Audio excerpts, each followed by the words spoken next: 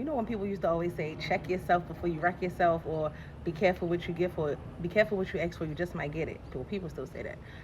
That's so biblical, and that's Proverbs 18:21 when it says, life and death is in the power of the tongue, and those who love to talk will eat its fruits.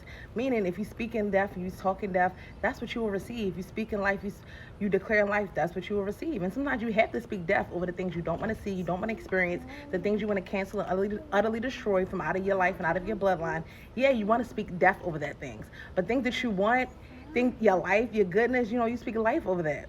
And check yourself before you wreck yourself, because you don't need an external weapon to ruin your life, to destroy your life. Your tongue and your mind can do all the work for you easily. Your tongue and your mouth, sometimes people don't realize how strong your tongue and your mind is. It's so powerful, it's so strong. A thought can manifest, a word spoken can happen. They say be careful what you get, be careful what you ask for, you just might get it. You focusing on the same thing, meditating on the same thing, next thing you know, that thing show up to your doorstep. Hi, hello, you called for me.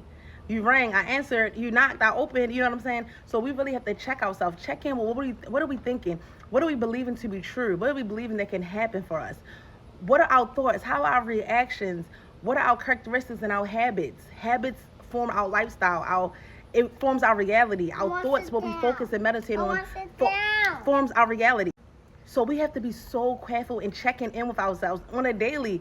What am I believing? What happened today that maybe turned me around? What happened today made me think in another way that I probably shouldn't think?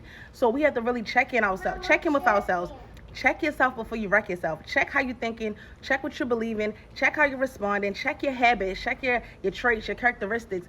Check your daily routines. We need to check everything, because we need to check ourselves before we wreck ourselves. Like I said, we don't need anybody to wreck ourselves. We can do it all by ourselves with the help of the devil, of course. So, yeah, we need to be careful what we asking for. What you speaking on, what you talking about, what you consuming, that is all you, quote unquote, asking. Because what you focus and meditate on, that's the things that will show up and introduce themselves and welcome themselves and make themselves homes in your life. So check yourself before you wreck yourself. Be careful what you're asking for, because you just might get it. Be careful what you're focusing on, you just might get it. Be careful what you're meditating on, you just might get it. Be careful what you believe to be true, you just might experience it. Just be careful.